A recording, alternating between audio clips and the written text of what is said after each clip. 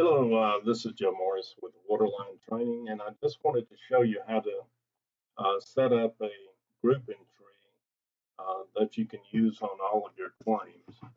So you would create a new claim in the profile, go to Sketch. When you're in Sketch, you would create the dwelling, other structures, adjacent structures, whatever you need sketch pages, then you would create a roof. Place a roof in Sketch, you would create an interior, and each one of them create an interior. By doing so, when you go to estimate items, it has dwelling with the roof, then you have dwelling with the interior, then your other structures, adjacent structures. Now, what this does, it allows all your claims to be uniform, and hopefully you can have the correct spelling once you set them up. Now, we have a grouping.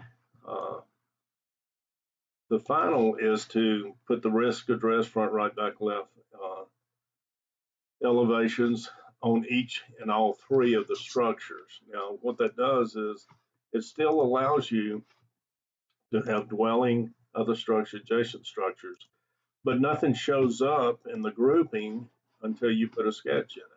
Now, to get the grouping on the left, go to Project Options and Reset Low Resolution. So here I am, I'll go back to Sketch. Now, if you work with a carrier that requires text, you can take and have your text there to where you can go ahead and put it, where you need it. If you need to change it, you can change the hail hit, so forth, storm direction, type shingles, and so forth. That will copy into all of your claims. You just need to make sure if there's no roof damage to remove it, and or you can go to options. You can lasso it, save it as a template, name it what you want to be. But once you create your sketch, then here's your roof. Then you can click on your roof.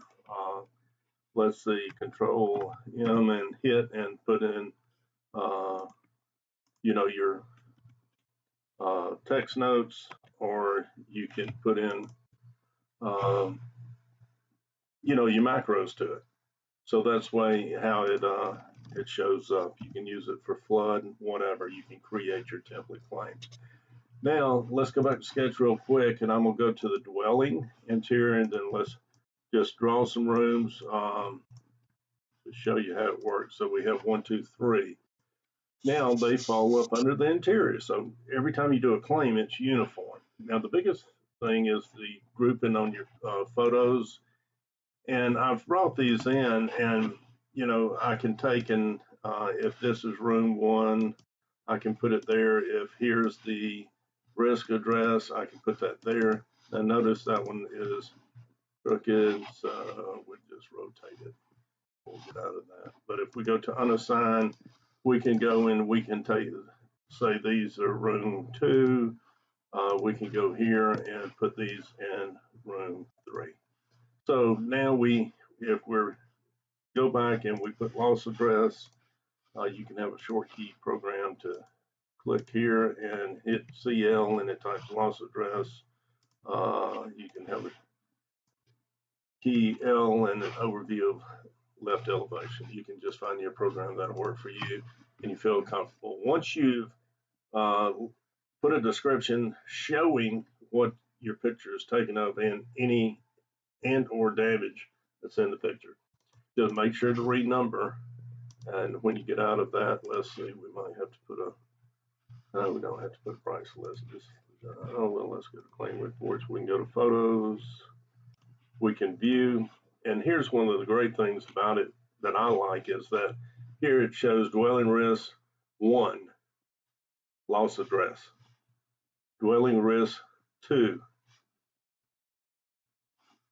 front elevation, right elevation, back elevation. It doesn't have any other camera information in it.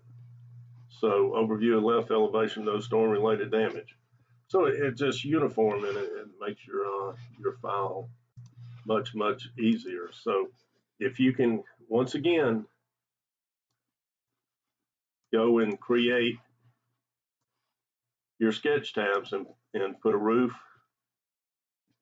dwelling, other structure, adjacent structures, whatever.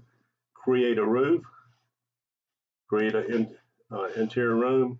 When it all shows up, go back to sketch, take all these, remove all of your sketches out of each and every one. It just takes a little bit of time to organize yourself to where you have a professional looking report, and you don't have to create this one time. So see, that way now you don't see anything. Then you can go add, and you can type in front elevation, you can insert, you can put it and you can sort it wherever necessary. So hopefully this will help you with organizing your file and labeling your pictures and putting them in the order so that your estimate is written in one order and your pictures follow that estimate. Should you have any questions, please call me, Joe Morris, at area code 251-508-6425.